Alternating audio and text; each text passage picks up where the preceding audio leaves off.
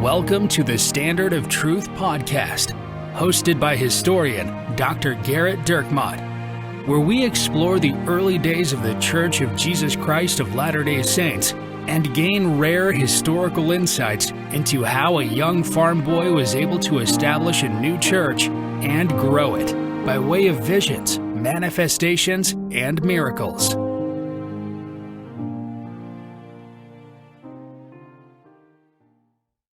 Welcome to the Standard of Truth podcast. I'm your host, Garrett Dirkmaat, and I'm joined by my friend, Richard Leduc. Hello, Garrett. In this week's podcast, we're going to conclude the podcast around Joseph Smith, both the history and context of him deciding to run for president, and now we're going to start getting into some of the beliefs and parts of his platform, kind of where he's at. We last left with his letter back to John C. Calhoun, and I think we're going to pick up here with Henry Clay.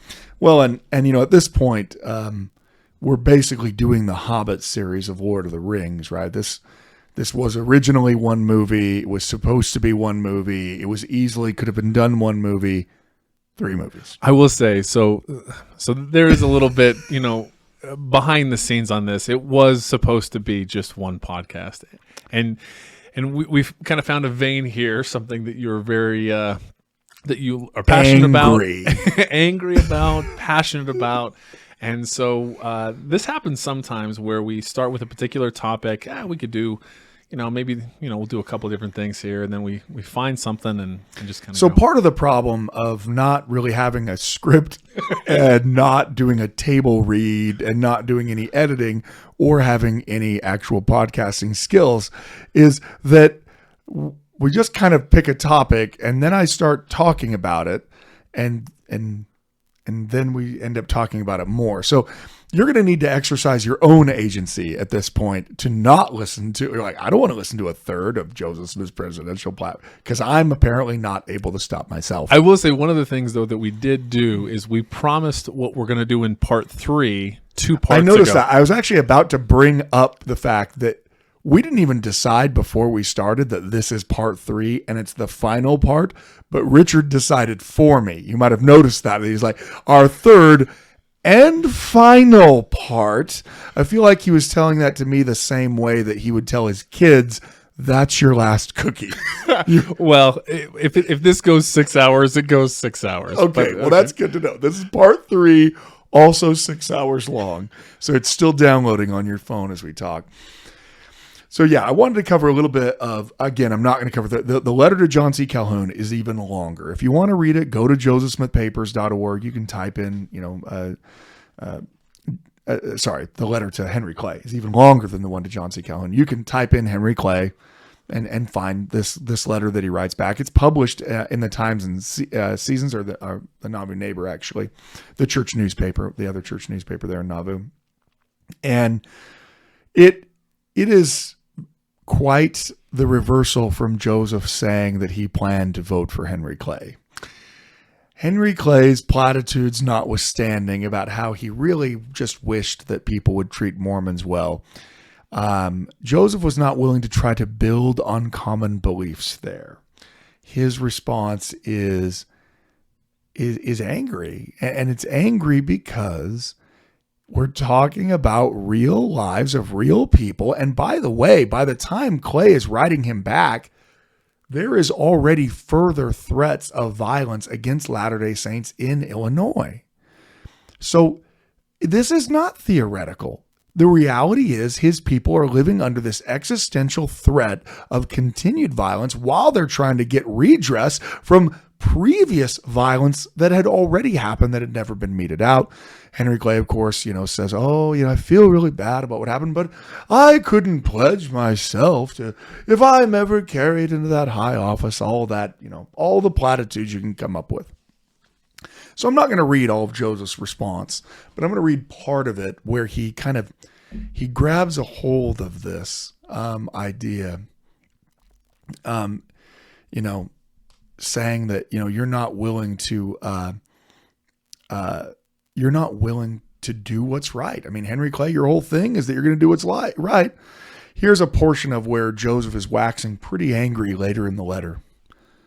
Oh man, when such a great dilemma of the globe, such a tremendous convulsion of kingdoms shakes the earth from center to circumference, when castles, prisons, houses, and cells raise a cry to God against the cruelty of man, when the mourning of the fatherless and the widow causes anguish in heaven, when the poor among all nations cry day and night for bread and shelter from heat and from storm, when the degraded black slave holds up his manacled hands to the great statesman of the United States and sings, "O liberty, where are thy charms, that sages have told me were so sweet?" And when 15,000 free citizens of the high-blooded Republic of North America are robbed and driven from one state to another without redress or redemption, it is not only time for a candidate for the presidency to pledge himself to execute judgment and justice in righteousness, law or no law, but it is his bounded duty as a man, for the honor of a disgraced country and for the salvation of a once virtuous people, to call for a union of all honest men and appease the wrath of God by acts of wisdom, holiness, and virtue. The fervent prayer of a righteous man availeth much. Perhaps you may think that I go too far with my strictures and innuendos because of your concluding paragraph. You say, it is not inconsistent with your declarations to say that you have viewed with a lively interest the progress of the Latter-day Saints, and that you have sympathized in their sufferings under injustice as it appeared to you, what has been afflicted upon them, and that you think, that's emphasized, in common with all other religious communities, they ought to enjoy the security and protection of the Constitution and law. So he's quoting back to Henry Clay what Henry Clay had said. If words were not wind, Joseph responds, and imagination not vapor, such views with a lively interest might coax out a few Mormon votes. Such sympathy for their sufferings under injustice might heal some of the sick, yet in lingering amongst them, raise among some of the dead and recover some of their property from Missouri. And finally, if it was not a phantom, we might, in common with other religious communities, you think, quote, enjoy the security and protection of the Constitution and laws. But during 10 years, while the Latter-day Saints have bled, been robbed, driven from their own lands, paid oceans of money into the treasury to pay for your renowned self and others, for legislating and dealing out equal rights and privileges to those in common with all other religious communities, they have waited and expected in vain. If you had possessed any patriotism, if it has been veiled by your popularity for fear that the saints would fall in love with its charms, blind charity and dumb justice never do much towards alleviating the wants of the needy. But straws show which way the wind blows. It is currently rumored that your dernier resort for the Latter-day Saints is to immigrate to Oregon or California. Such cruel humanity, such noble injustice, such honorable cowardice, such foolish wisdom, such vicious virtue could only emanate from Clay. After the saints had been plundered of 3 or 4 million of land and property by the people and powers of the sovereign state of Missouri, after they have sought for redress and redemption from the county court to Congress, been denied through religious prejudice and sacerdotal dignity, after they have builded a city and 2 temples at an immense expense of labor and treasure, after they have increased from hundreds to hundreds of thousands, after they have sent missionaries to the various nations of the earth to gather Israel, according to the predictions of the holy prophets since the world began, that great plenipotentiary, that renowned Secretary of State, the ignoble duelist, the gambling senator, the Whig candidate for presidency, Henry Clay, the wise Kentucky lawyer, advises the Latter-day Saints to go to Oregon and obtain justice and set up a government of their own. Ye crowned heads among all the nations, is not Mr. Clay a wise man and very patriotic? Why, great God, to transport 200,000 people through a vast prairie over Rocky Mountains to Oregon, a distance of nearly 2,000 miles, would cost more than 4 millions. Or should they go by Cape Horn and ships to California? The cost would be more than 20 millions. And all this to save the United States. from inheriting the disgrace of Missouri, for murdering and robbing the saints with impunity. Benton and Van Buren, who make no secret to say that if they get into power, they will carry out Boggs' exterminating plan to rid the country of the Latter-day Saints, are little nipperkins of milk. That's a little cup of milk compared to Henry Clay's great aqua fortis jars, which is poison. Why, Clay is a real giant in humanity. Send the Mormons to Oregon and free Missouri from debt and disgrace. Ah, sir, let this doctrine go to and fro throughout the whole earth, that we, as Van Buren said, know your cause is just, but the United States government can do nothing for you, because it has no power. You must go to Oregon and get justice from the Indians. I mourn for the depravity of the world. I despise the hypocrisy of Christendom. I hate the imbecility of American statesmen. I detest the shrinkage of candidates for office from pledges and responsibility. I long for a day of righteousness when he whose right it is to reign shall judge the poor and reprove with equity for the meek of the earth.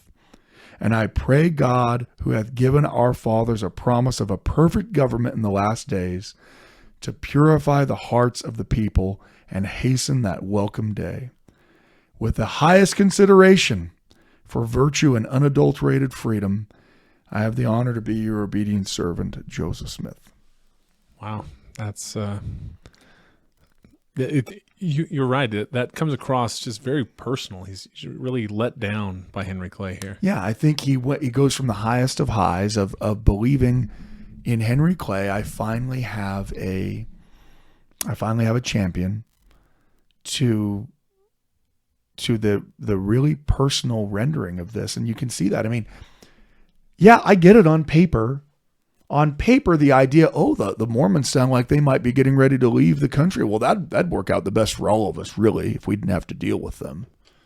Yeah, on paper, that sounds great. And as Joseph presents, how utterly cruel, cowardly, and wicked could you possibly be to be excited for the prospect, not of redeeming the property that's stolen from them, but of them leaving entirely so you don't have to worry about them anymore. There really isn't a more cowardly thing. And in fact, it's not just Clay, it's other major American statesmen who, as Joseph puts out feelers that they might leave the country, really encourage him to do it. Stephen Douglas is another leader in the Senate that's going to say, oh yes, this is a pretty good plan, and in fact, James Polk is totally in favor of it until the war breaks out with Mexico, because suddenly all these Latter-day Saints might be used by Mexico as a problem, as a force to help prevent the United States war against Mexico.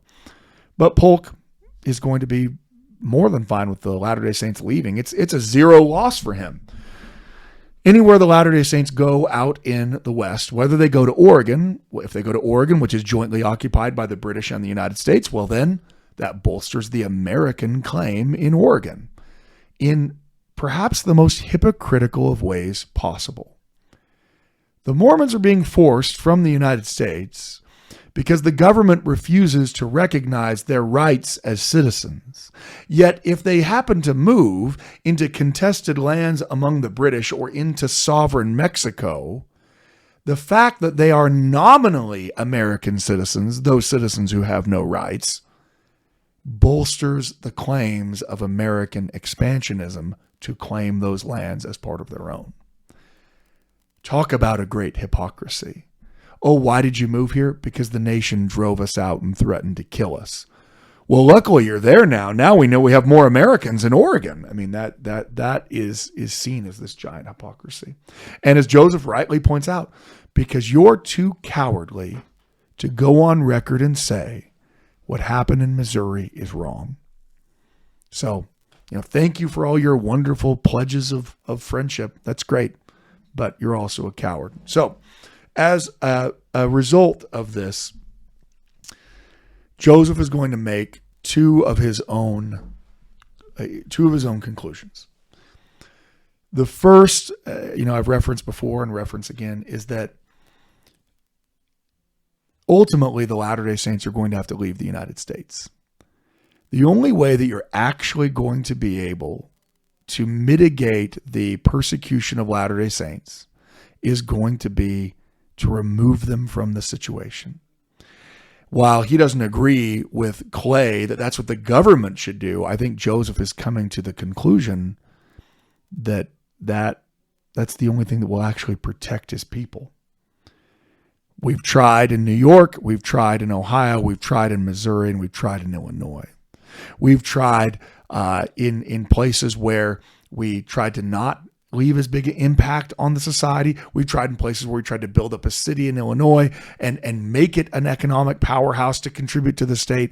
We've tried, and we can't do it, because the reality is, in 19th century American democracy, it would always be more advantageous for a politician to hate and persecute Mormons than it would be to back them, because Mormons are universally hated. So whether you're a Whig or a Democrat, whether you're independent of any party, the way to win elections isn't to say, hey, let's stop persecuting this minority group. And I think that realization has fully dawned on Joseph. It's something that's coming across him slowly. Look, Joseph's a pretty patriotic American. I mean, he is raised with, tales of his grandfathers fighting in the Revolutionary War. I mean, that's what he sees himself as. And as the actual process of American democracy plays out before him, he has to come to terms with something that I think is very difficult. And that is, his whole life he was taught that America is this land of great freedom and justice and equality. And all he's experienced at the hands of so-called leaders of that government is neglect and persecution and bigotry and hatred. It really creates a dichotomy. I mean, you can hopefully empathize with Joseph in that regard, that what he sees as the ideal of the United States, what it's supposed to be, and what it actually is, are not playing out for him. He will ask W.W. Phelps to help draft for him his own presidential declaration. So the first is that we're going to have to leave the country, and he sends scouts out to go find out a place. We're going to have to leave. While we're preparing to leave, in the short term, he declares himself a candidate for president and is going to adopt a very radical, non-conciliatory presidential platform. His platform is not a way to win friends and influence people. Let's put it that way. He is going to adopt a platform that is stark in its claims. And I did talk about this a little bit before when we talked about the martyrdom, but maybe you skip that one, or maybe you want a little bit of a refresher. But the document is called General Smith's Views of the Powers and Policy of the Government of the United States. He's going to essentially go through various iterations of this policy with Phelps. Phelps will draft it. He'll say, change this, or draft it again, until you get it, and they'll eventually publish it. The most stark thing that the presidential statement, this platform that he has, that it opens up with, is something that to us doesn't seem as stark, and to us seems, well, of course. And that is his opening salvo against slavery in the United States. We all look back on the past and say, well, if I lived back then, I would be absolutely opposed to slavery. Yes, if you got in your time machine and got it up to 88 miles an hour with all of your current light and knowledge, with your understanding of the despicable nature of human servitude and the bigotry and racism in income, of course, if you went back in time, you would not only be an abolitionist, but you would be the most fervent abolitionist. But that's not the world that people live in the 1840s. The reality is most Americans, whether we want to admit it or not, are pretty ambivalent towards the idea of slavery. People who are abolitionists are hated. We talked about this with Elijah Lovejoy and his multiple destroyed presses, right? He's an abolitionist in Illinois. It's not Southerners who are destroying his presses. It's free state Northerners who hate the abolitionist message so much that they're destroying his presses and then they eventually kill him. So what had happened in American electoral politics up to 1844 was the topic of slavery had become very muted. It was rarely discussed by major presidential party candidates. Sure, there's some firebrands in the House and in the Senate that will bring it up, but they are extreme minorities. Abolition to slavery, opposition to slavery is really chilled by the Andrew Jackson. Again, hard to believe that Andrew Jackson, this, president who was willing to throw whatever power he wanted around, one of the things he did with that power is he instructed the U.S. Postal Service. Again, this is just through executive order. This is not because a law is passed. He instructs the U.S. Postal Service to no longer deliver abolitionist anti-slavery tracts to places in the South, because that was inciting, slavery to rebellion, to slave rebellion. It's pretty incredible. In Congress, they adopt what they call the gag rule, where they are not going to read every petition that comes before them. So before them, traditionally what would happen is they'd get a petition of their constituents, and that petition would then be read before the entire Congress and then laid on the table. But sometimes those petitions made people feel bad because they said things like, there are millions of slaves in this country being brutalized by their owners. And Southerners who were more than willing to maintain that system of servitude were less willing to have their crimes written out in a litany that was read to the Congress. So they actually adopted a rule that if it was an anti-slavery petition or pamphlet, they just wouldn't actually read it anymore, so that they wouldn't have any debates on it. They try to go through the 1830s and early 1840s without having debates on slavery in the Congress. To give you an idea of how little an issue it is,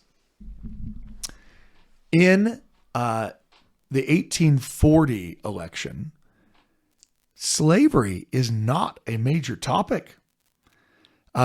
William Henry Harrison tries to run a pretty national campaign on the basis that, he's a war hero.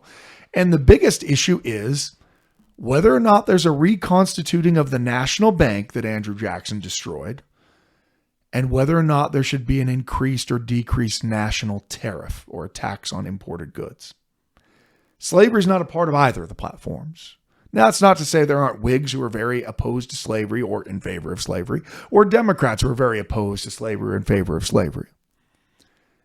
But in any case, that's not what the election turns on. To give you an idea of how far apart those two political parties are, right? And by that I mean not at all when it comes to this issue. In 1844, who do the candidates actually end up being? After all the wranglings in the Democratic convention, what do you end up with? You end up with Henry Clay, the Whig candidate from Kentucky, who is a plantation owner and a slave owner, versus James K. Polk from Tennessee, who is a plantation owner and slave owner.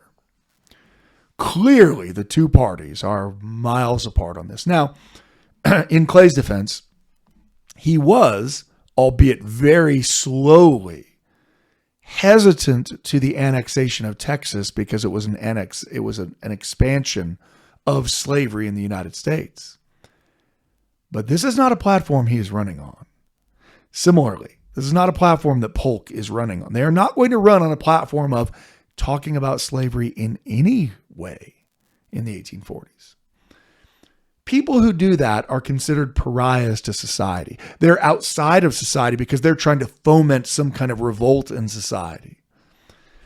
With that in mind, see, that's the context. All I can offer is context. Joseph Smith's presidential platform opens in an incredibly unique way. Born in the land of liberty and breathing an air uncorrupted with the sirocco and barbarous climes, I ever feel a double anxiety for the happiness of all men, both in time and in eternity. My cogitations, like Daniel's, have for a long time troubled me. When I viewed the condition of men throughout the world, and more especially in this boasted realm, where the Declaration of Independence holds these truths to be self-evident, that all men are created equal, that they are endowed by their Creator with certain unalienable rights, that among these are life, liberty, and the pursuit of happiness. But at the same time, some 2 or 3 millions of people are held as slaves for life, because the spirit in them is covered with a darker skin than ours. That's his opening statement, is to say the country has forfeited its promise in the Declaration of Independence, because it claims that all men are created equal, and that same country holds 2 or 3 million black slaves. Wow. It's as stark an opening to a political, and what does it mean? It means that Joseph is going to do what Henry Clay is unwilling to do. So this is interesting, and I've noticed in the recording of these 3 podcasts, I have not said "wow" as much in previous episodes, but it's a catchphrase. Well, yeah, you want to get it put it on. It's really catchy. Put on a sweatshirt. But it's just fascinating to me here. So here's a third rail subject, and he's leaning into it for the very reason that he feels that he's not receiving, because their fear of what that means politically. And he says he's abandoning what that is. And Joseph Smith is at the very least putting his money where his mouth is. Henry Clay and Richard Mentor Johnson and John C. Calhoun, they won't make a definitive statement about how wrong it is that the Latter-day Saints had their property stolen from them in Missouri because of the political implications of it.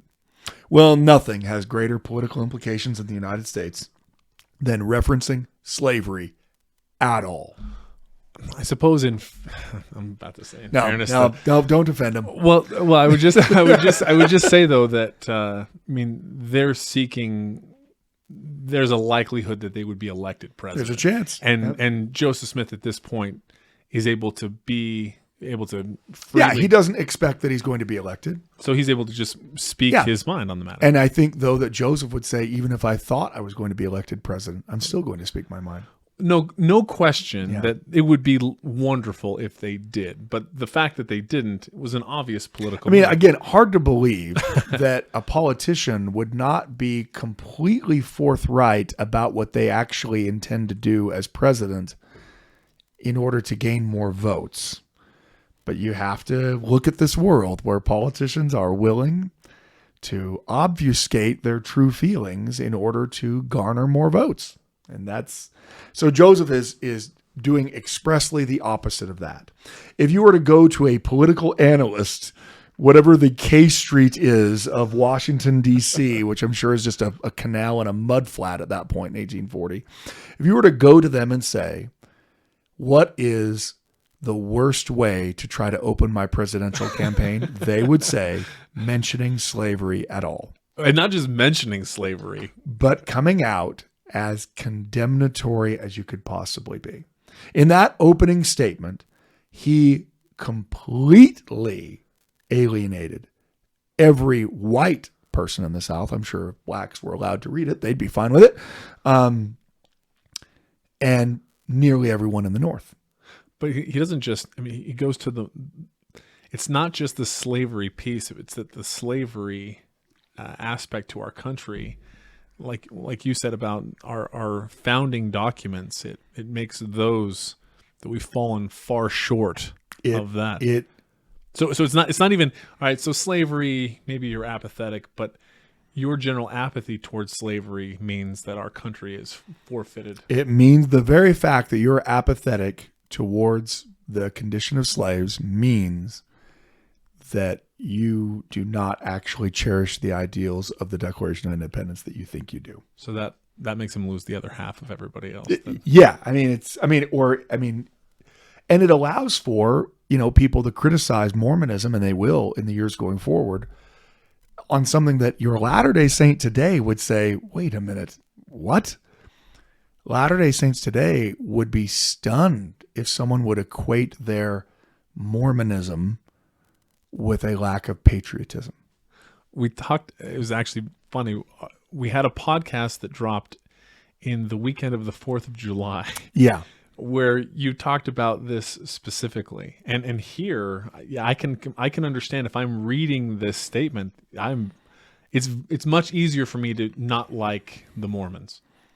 So as a Latter-day Saint, you're saying that now you're not liking them. No, I'm saying if I'm in the position of, because if we look at these people, and let's say I'm even apathetic toward the Latter-day Saints, and then they're saying, but the fact that slavery exists and you're not actively fighting against it, you have abandoned these things, these ideals that you claim to believe. You have abandoned the Declaration of Independence. But that is a stunning opening. And he's going to go on to bring into others, not just slavery. He's going to say, there are hundreds of our own kindred are enslaved for an infraction or a supposed infraction of some overwise statute, that have been incarcerated in dungeon glooms or suffer the more moral penitentiary gravitation of mercy in a nutshell, while the duelist, the debauchee, the defrauder of millions, and other criminals take the uppermost rooms at feasts, or like the bird of passage find a more congenial clime by flight.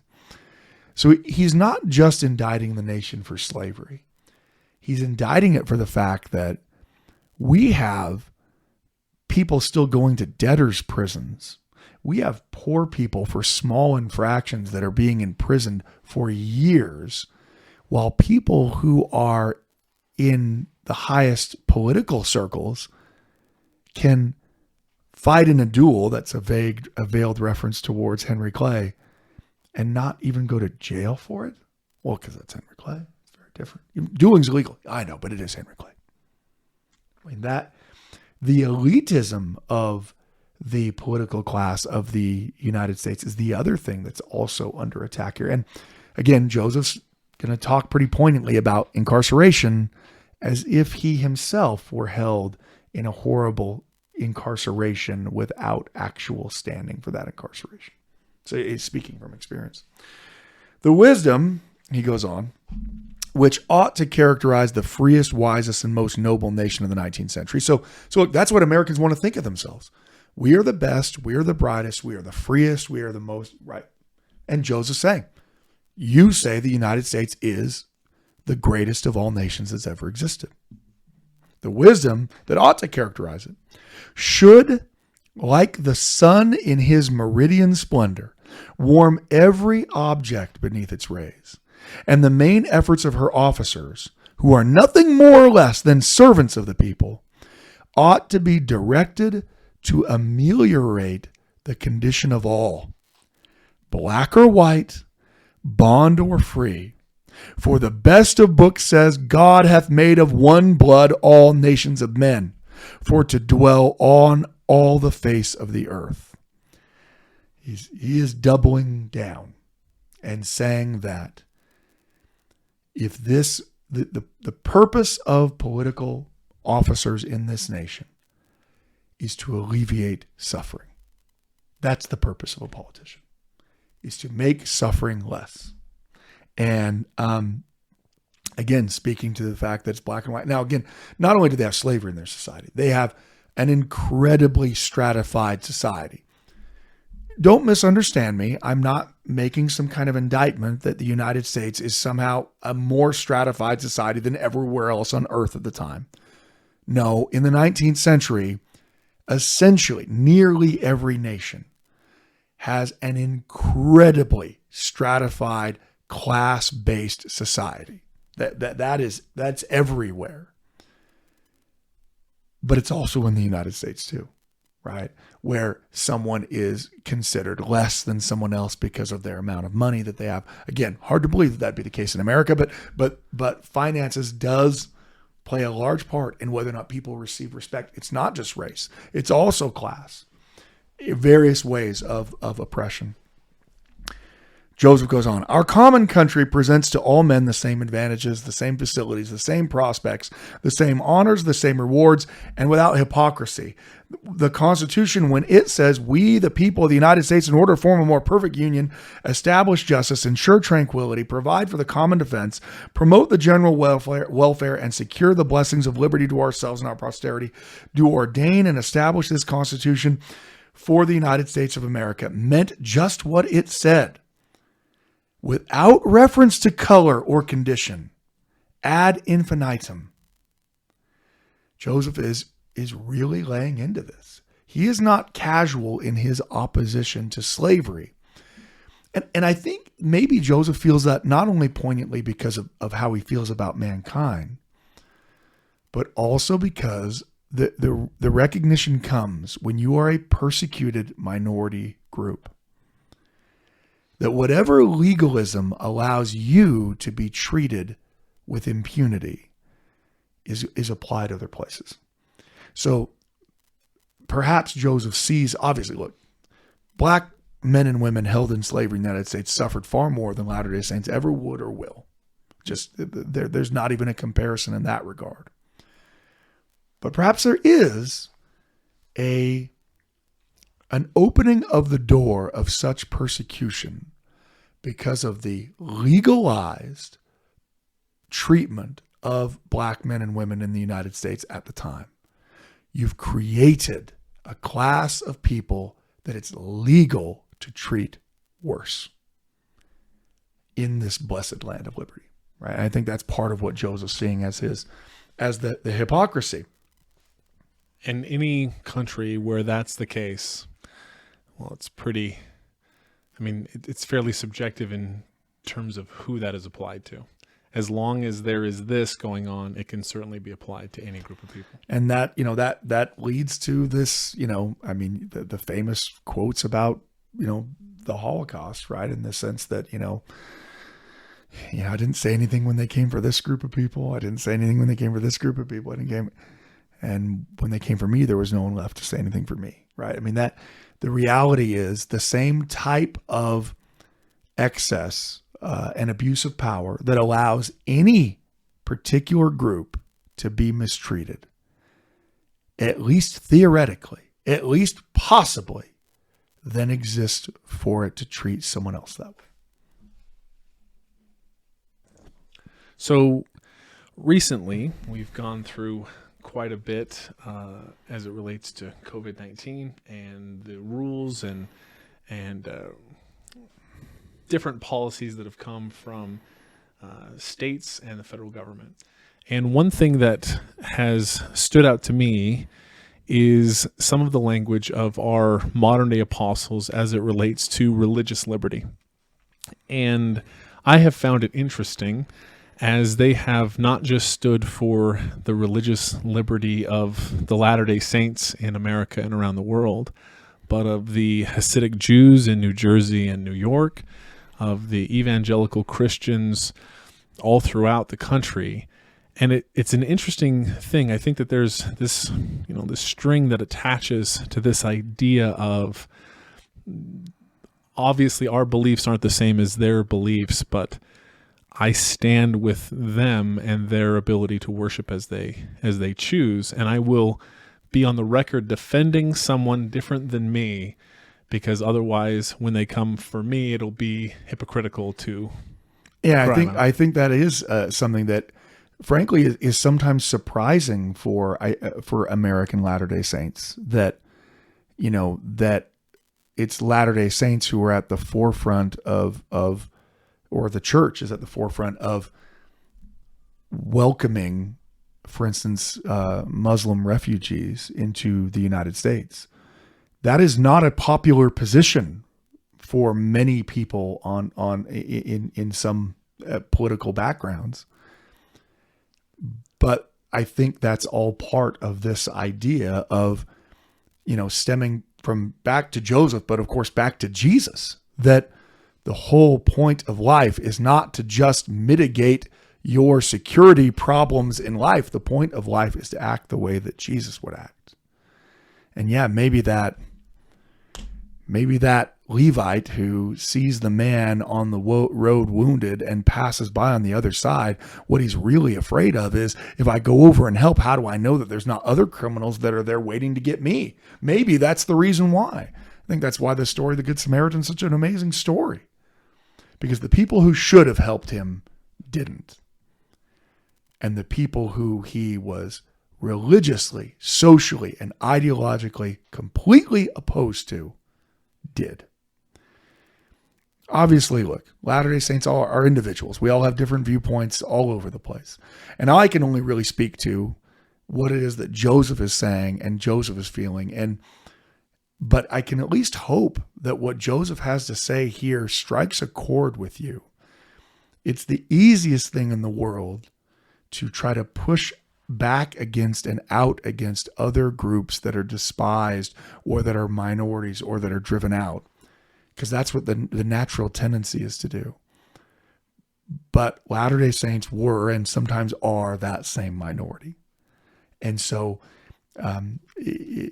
we see it here. Joseph's going to go on to say, the aspirations and expectations of a virtuous people environed was so wise and so liberal, so deep, so broad, and so high a character of equal rights as it appears in said Constitution, ought to be treated by those who administer the laws, whose administration of the laws are entrusted with as much sanctity and prayers of the saints are treated in heaven, that love, confidence, and union like the sun, moon, and stars should bear witness. For ever singing as they shine, the hand that made us is divine. Unity is power. And when I reflect on the importance of it to the stability of all governments, I'm astounded at the silly moves of persons and parties to foment discord in order to ride into power on the current popular excitement. Nor am I less surprised at the stretches of power or restrictions of right, which too often appear as acts of legislators to pave the way to some favorite political scheme, as destitute of intrinsic merit as a wolf's heart is of the milk of human kindness. And then he quotes a French phrase, all men like wealth and power. He's going to go on to kind of give a history of U.S. Political power, which is probably too lengthy for me to read all of it, but he goes through all the various presidents and the great things that they did for the country. And then he's going to come to Martin Van Buren. As you might imagine, Martin Van Buren's not going to come off as well as George Washington in the comparison. And then, at the age then of 60 years, our blooming republic began to decline under the withering touch of Martin Van Buren. Disappointed ambition, thirst for power, pride, corruption, party spirit, faction, patronage, prerequisites, fame, tangling alliances, priestcraft, spiritual wickedness in high places struck hands and reveled in midnight splendor. Trouble, vexation, perplexity, and contention mingled with hope, fear, and murmuring, rumbled through the Union and agitated the whole nation, as would an earthquake at the center of the earth of the world, heaving the sea beyond its bounds and shaking the everlasting hills.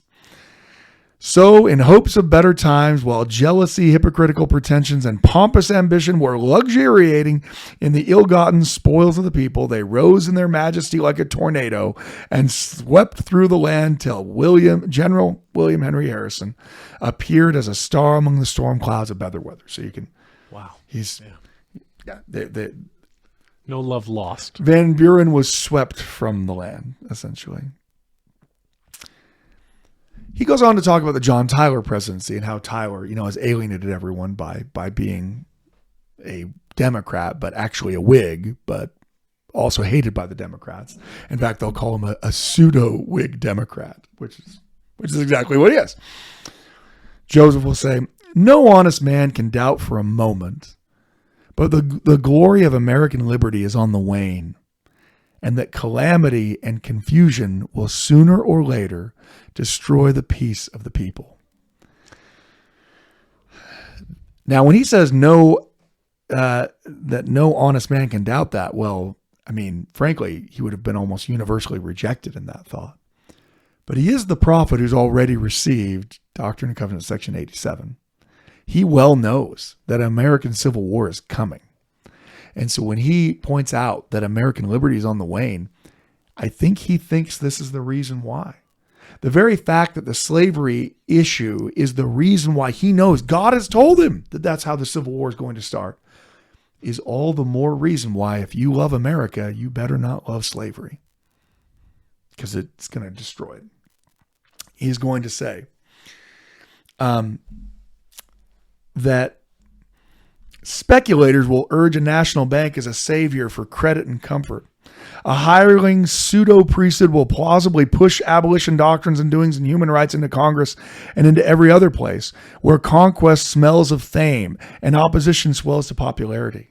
Democracy, whiggery, and cliquery will attract their elements and foment divisions among the people, and to accomplish fancied schemes and accumulate power, while poverty, driven to despair, like hunger forcing its way through a wall, will break through the statutes of men to save life and to mend the breach in prison glooms.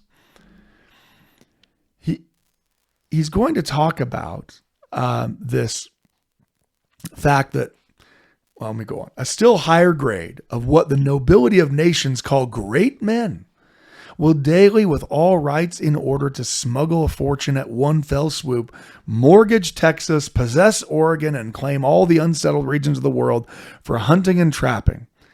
And should a humble, honest man, red, black, or white, exhibit a better title, these gentry have only to clothe the judge with richer ermine and spangle the lawyer's fingers with finer rings, to have the judgment of his peers and the honor of his lords as a pattern of honesty, virtue, humanity, while the motto hangs on his nation's escutcheon, every man has his price. So Joseph is alleging at this point that the reason why an honest man, red, black, or white, is suffering is because of the corruption of political people there. That you only have to buy a judge a better ring.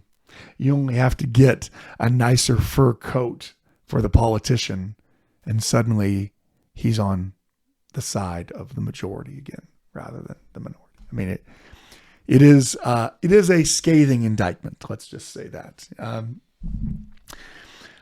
Now, O people, turn. O people, turn to the Lord and live. And to reform this nation, frustrate the designs of wicked men. So now you start to get to some of the meat of how am I going to fix this? Reduce Congress at least one half. 2 senators from a state and 2 members to a million population will do more business than the army that now occupy the halls of the legislature. So one of the things that Joseph is, he thinks there's too many members of the House of Representatives, that you don't need that many to represent the people. Instead of having them represent, every 25,000 or 50,000, however that to have them, one for every 2 million. Much reduce the House of Representatives. I think once you've come to the conclusion that every politician's corrupt, the more of them that you have, just the more corruption you have. I mean, really, on the other side, someone could say, well, yeah, but then you're consolidating power, and then those corrupt people just have more power. But if everyone's corrupt, then you might as well, I guess, have a smaller target. He argues that they should not pay them, you should pay them $2 plus their board per diem, except on Sundays. And that's more than the farmer gets, and he lives honestly. Curtail the offices of government in pay, number, and power. For the Philistine lords have shorn our nation of its goodly locks in the lap of Delilah. That's interesting. You have now a congressman or senator, at least, maybe a first or second term makes triple the median household income, or actually maybe close to quadruple. And so Joseph's argument is, they shouldn't make any more than what an average person makes. Now, of course, on the other side, people would say, well, yeah, but then only rich people who could afford would go into it. I think Joseph's saying that you should not be making money. Your career should not be serving the people. So this goes more in line with what you said earlier as it relates to virtue, right? Like the idea of serving isn't one to get ahead. It's I'm a sacrifice. That's right. It's a sacrifice for the republic in that traditional sense of virtue. Petition your state legislatures to pardon every convict in their several penitentiaries, blessing them as they go and saying to them in the name of the Lord, go thy way and sin no more. I'm going to just go out on a limb and say that of the multiplicity of presidential campaigns that have been launched in the United States, none of them have argued that all of the convicts in state penitentiaries should be pardoned. What do you think? Yeah, I just did a quick search, 0%. Yeah. Did you even search or you just already knew? I just already knew. Yeah. And by that we mean we haven't looked at all, but we already know that of the constituents who you really need backing you in the votes, prisoners is the one that can't vote. Oh, so it's used the exact opposite. and at least in my political awareness lifetime, I've seen the exact opposite, where they're too soft on this or too soft on that. Oh, my opponent's softer. And look, I'm not making a commentary about that, but what I'm saying is look, the prison system is incredibly corrupt, and as Joseph learned in Liberty and in Richmond in the 19th century. And so Joseph's response is, we need to start over. We need to start over because there's so much corruption. He says after that advise your legislators when they make laws for larceny, burglary, or any felony to make the penalty applicable to work upon the roads, public works, or any place where a culprit can be taught more wisdom and more virtue and become more enlightened. Rigor and seclusion will never do as much to reform the propensities of man as reason and friendship. That is a very modern approach to criminal justice reform. Yeah, he thinks that it should be education and life skills, work skills, rather than the reforming seclusion. of the prisoner. It's funny. These are things that are currently being discussed. That you'd be surprised how poorly these were received. I don't think I would be surprised. Well, it is incredibly poorly. In fact, they just make a mockery of it, because Joseph Smith will go on to say we should have a national bank to regulate the currency, because that's one of the big debates of the day. But that national bank should have branches in every state so that it's easier for people to access the credit, right?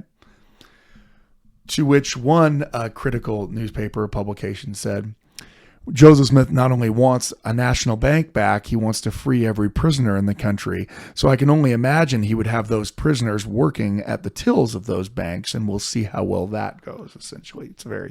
It's quite cheeky, the response. You could see the political ad running against. Oh, yeah. Joseph Smith wants you to believe that he cares about the country, but Joseph Smith wants. You can. It's a dark. Well, everything's black and white from that time period, but this would also be black and white, even if it were made today. But he's really kind of serving it up to him. This isn't from like a dissertation that he gave in college. Mainly because he never went to college, but had he, we'd have that, right? So yeah, that's not a winning. It's not a winning position to say, you know what we really need to focus on? Criminal justice reform. That's not how most people win. Now, look, that does get more play in the 21st century. But go ask your grandparents how often people were running as one of the planks of their platform, pardoning prisoners. Yeah, that's the point. The 20th century, they're not doing this. It's not until relatively recently criminal justice reform becomes a major topic. And even then, there are very few people saying, just let everyone out of jail. Very few. Yeah. I don't know. They're not as many. He does make exceptions, like, look, not for murderers. Murder only can claim confinement or death. Let the penitentiaries be turned into seminaries of learning, where intelligence like the angels of heaven would banish such fragments of barbarism. Imprisonment for debt is a meaner practice than the savage tolerates with all his ferocity. Love conquers all. Joseph argues that if people are arrested for a crime that's not murder, now murder, he says confinement or death is what that should be. But someone's a burglar. What he's arguing is that, yeah, they should go to a place, but the place they go should teach them a life skill and give them an education so that they will stop needing to be a burglar. That's his plan. So rather than using penitentiaries as methods of punishment, using them as methods of social advancement. Again, probably not going to be on your ballot in a local election soon.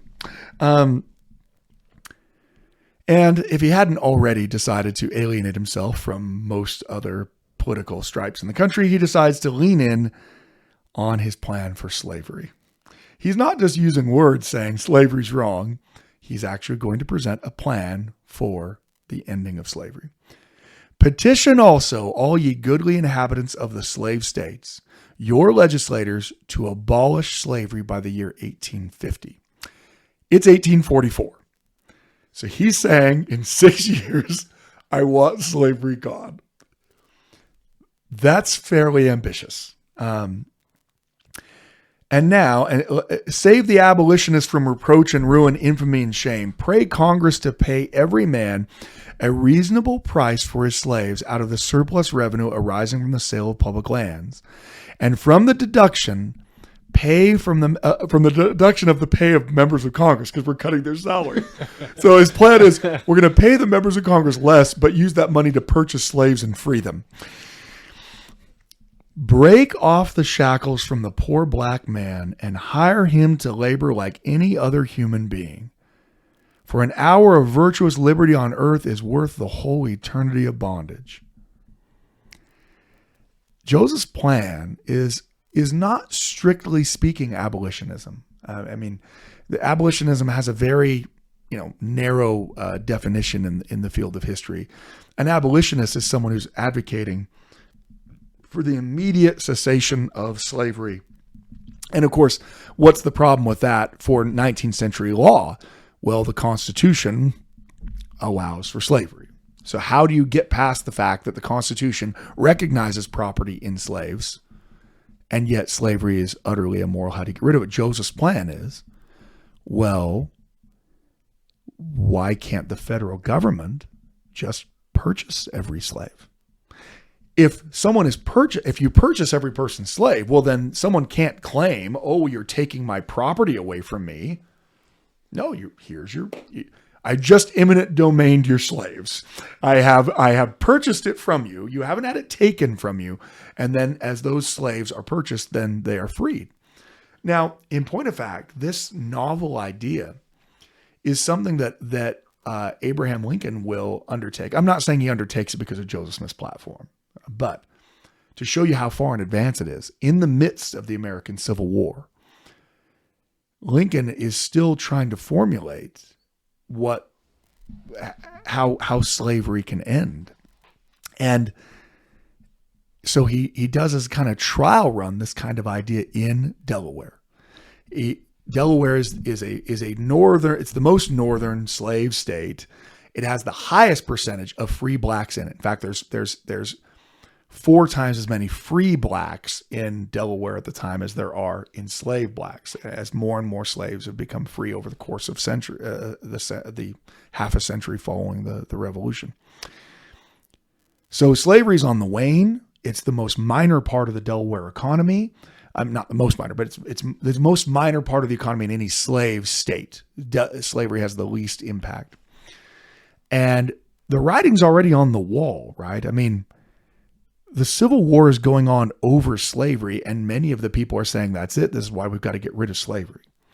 Even in those circumstances, when Lincoln makes that offer to Delaware, says, what if the federal government started to purchase slaves from all of your slave owners so we could free all the slaves in Delaware by paying for them? So you're not losing your property.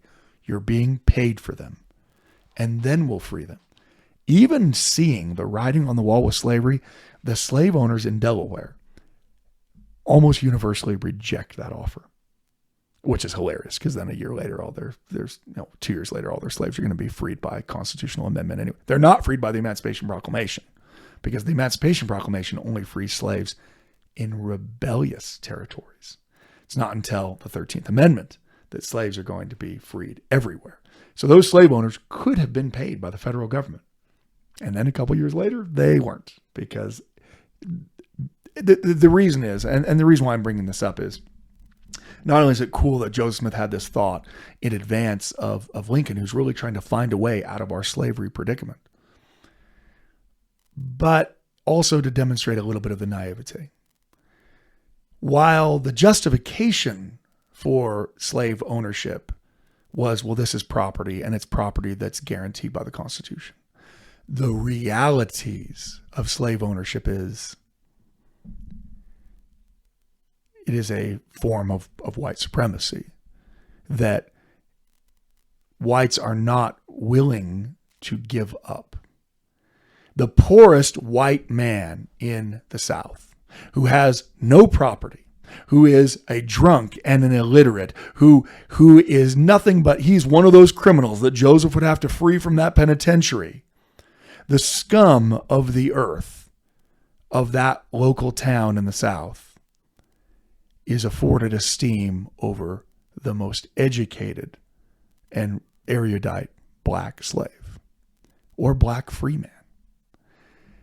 And that is that underlining problem. Slavery is not simply an economic system. It's a system of oppression that uses economic coercion for, sure. But it's also a system of class, race-based class, that Southerners aren't willing to give up, even when it is apparent that it's about to be taken from them. They won't give it up. And then, unfortunately, after Lincoln's murder, they'll do everything they can to fight against any reforms that try to bring about an equality, which is why it's 90 years after that you are dealing with, Brown versus the Board of Education and segregation in schools. Not 9 years after the Civil War. 90, a century is going to pass before you actually get even the first steps towards equality. And I'm not saying that we're there. I'm just saying those are the first steps. Joseph's going to go on to say, to make honor the standard of all men. You've probably heard that. You've probably seen that quote. Make honor the standard of all men, with Joseph Smith as the quote. That his country will never trust him again. He has forfeited his honor. He's talking, so make honor the standard of all men. Be sure that good is rendered for evil in all cases. So good is rendered for evil. And the whole nation, like a kingdom of kings and priests, will rise up with righteousness and be respected as wise and worthy on the earth, and just and holy for heaven by Jehovah, the author of perfection. More economy in the national and state governments would make less taxes among the people. More equality through the cities and towns and country would make less distinction among the people. Again, he wants to reduce this class. You can see that Joseph is, without telling anyone, he's projecting the ideals of Zion into the American system, a place where there's no rich and no free, no rich and no poor. There's no bond and no free. Everyone is equal, and everyone loves God and loves their neighbor as themselves. That is what he's trying to push in his platform. He goes on to say that. Let's see here. You'd have less distinction among the people and more honesty and familiarity in societies. Would make less hypocrisy and flattery in all branches of community. Open, frank, candid decorum to all men in this boasted land of liberty would beget esteem, confidence, union, and love. And the neighbor from any state or from any country of whatever color, clime, or tongue could rejoice when he put his foot on the sacred soil of freedom and exclaim, the very name of American is fraught with friendship. So it's interesting, though, if he were to say that we're to love our fellow men, I don't know that he would get much pushback from other Christians, other groups, other They people. would at least claim that they believe that, yes. They believe that, yes. But he's taking it to the, at least at the time, to the extreme of the imprisoned and the slave, to say this applies to all men. So it's not the, because when you said, bringing in kind of this idea of Zion, I think people accept the general premise of it, but just not for these people, I suppose. Yeah, and I think that that's what he's saying, is removing the strictures on our love that we think we're justified in holding. I mean, yeah, it's a Southern Baptist minister in South Carolina that's saying, we have got to love our fellow brothers and sisters. We've got to treat people the way Jesus would, and then goes home to his slaves that he runs in the fields. Because God ordained that. God created that. Joseph is rejecting the idea that God wants slavery. God wants there to be no classes. God wants there to be nothing but love and no separation or distinction in our love. That's what God wants. And yeah, many Americans have conveniently compartmentalized their faith. Oh, I believe in doing everything I can for the poor, unless those poor people are criminals, blacks, or immigrants. Well, that's different. Sure, for a white Christian who's I'll help him out. Look, that's better than nothing. But that's not what Jesus is talking about. And it's not what Joseph's talking about. The whole point of being Christ-like is saving and loving those that you don't identify with. The least of these. The least, right? That, Simon, I have something that I would say to thee, right? When the adulteress, the prostitute comes in and wets his feet with her tears, and Simon the Pharisee. I'm not reading this from the Bible right now, so please forgive everything that I'm not getting right. Says, if this man were a righteous man, he would know the manner of woman who toucheth him. Right? That's what he says to himself. He doesn't say it out loud. He says it to himself. And Jesus, knowing his thoughts, because he's Jesus, turns and says, Simon, I have somewhat to say concerning thee. Right? And then he gives that parable of the person who owed a lot and the person who owed very little. And he said, when both had none to give, the master frankly forgave them both. Who think ye among them loved the master most? And Simon very hesitatingly says, I suppose him to whom more was forgiven. And Jesus says, thou hast judged rightly, right? That this woman has sinned greatly. And that's why she has so much to receive in forgiveness. That's why her love of Jesus is so great. And the reality is, we're all sinners. We are all sinners. All of us are at some point going to be begging God to forgive us. There is none of us escape that. None of us skate into the celestial kingdom without being on our knees begging God to forgive us for the things that we knew were wrong when we did them. We weren't tricked into our sins. We knew them. We embraced them. We waded into them. And we are all like that woman, kneeling at the Savior's feet, begging for forgiveness that he grants us. And I think Joseph extends that out to how you see politics. He doesn't want to see a separation between what he believes and what God expects of him politically. He wants them to be the same thing. He's going to talk about the expansion of the United States. So this is something interesting. At the time, there's great discussion about whether or not the United States should expand. He says, as to the contiguous territories of the United States, wisdom would direct no tangling in alliance, which is a phrase back to Washington. Oregon belongs to the government honorably, and when we've had the red man's consent, he's making this reference to Native Americans, when we've had their consent. So somehow you have to you can't just take Native American land. You need to have them agree to any territorial expansions. Let the Union spread from the east to the West Sea. If Texas petitions Congress to be adopted among the Sons of Liberty, give her the right hand of fellowship, and refuse not the same friendly grip to Canada and Mexico. And when the right arm of the freeman is stretched out in the character of a navy for the protection of rights, commerce, and honor, let the iron eyes of power watch from Maine to Mexico and California to Colombia. So he has this idea of expanding an American Union all across the country, which of course is only a third of the way across at this point, or a half.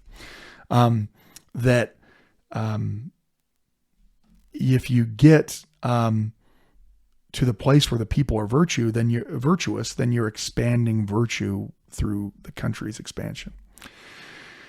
He wants to throw a bone to Southern people. He knows he's been very critical here, right? So he says, the Southern people are hospitable and noble. They will help to so rid a free country of every vestige of slavery, whenever they are assured of their equivalent for their property.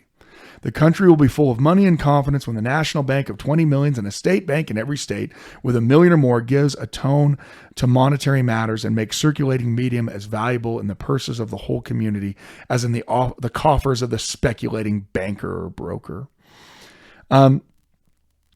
Joseph, as he puts himself up, he does what many people often do. And that is, we've had different presidents, but I'm a different kind of president. We've had Democratic presidents, Whig presidents, and pseudo-Democratic Whig presidents. This reference to Tyler. Now's the time to have a president of the United States. And let the whole Union, like the inflexible Romans, whenever they find a promise made by a candidate that is not practiced as an officer, hurl the miserable sycophant from his exaltation, as God did Nebuchadnezzar, to crop the grass of the field with a beast's heart among the cattle. He goes on to say as he closes, in the United States, the people are the government, and their united voice is the only sovereign that should rule, the only power that should be obeyed, and the only gentleman that should be honored, at home and abroad, on the land and the sea. Wherefore, were I the President of the United States by the voice of the virtuous people, I would honor the old past of the venerated fathers of freedom. I would walk in the tracks of the illustrious patriots who carried the ark of the government upon their shoulders with an eye single to the glory of the people. And when that people petitioned to abolish slavery in the slave states, I would use all honorable means to have their prayers granted and give liberty to the captive, by praying the Southern gentleman a reasonable equivalent for his property, that the whole nation might be free indeed. When the people petitioned for a national bank, I would use my best endeavors to have their prayers answered and establish one on national principles, to save taxes, to make them the controllers of its ways and means. And when the people petitioned to possess the territory of Oregon or any other contiguous territory, I would lend the influence of a chief magistrate to grant so reasonable requests that they might extend the mighty efforts of enterprise of a free people from the east to the West Sea and make the wilderness blossom as a rose. And when a neighboring realm petitioned to join the union of the Sons of Liberty, my voice would be, come ye. Come, Texas, come, Mexico, come, Canada, come, all the world. Let us be brethren. Let us be one great family. Let there be universal peace. Abolish the cruel custom of prisons, except in certain cases. Abolish penitentiaries and court-martials for desertion, and let reason and friendship reign over the ruins of ignorance and barbarity.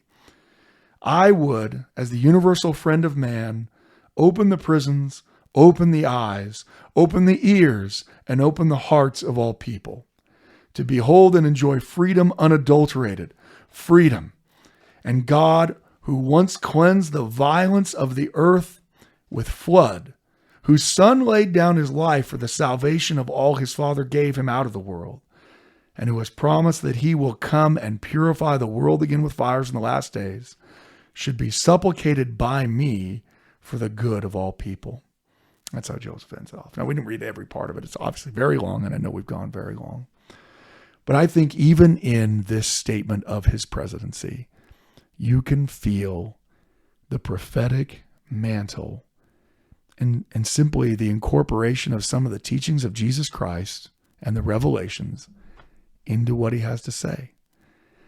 And unfortunately, Joseph won't get to carry those out. He never expects to win as president, but he does become the first declared presidential candidate in American history to be assassinated, as he is murdered along with Hiram in Carthage jail. That will get very little note in the interests of the world, but millions shall know brother Joseph again when the Savior does come, and people realize that he was the prophet God had called to reveal these truths to us. So thanks so much for tolerating our political discussion, and we'll pick a different topic next week. Thank you for listening to the Standard of Truth podcast, hosted by historian Dr. Garrett Dirkmott. If you know anybody that could benefit from the material in this episode, please share it with them. And for more resources, visit standardoftruth.com.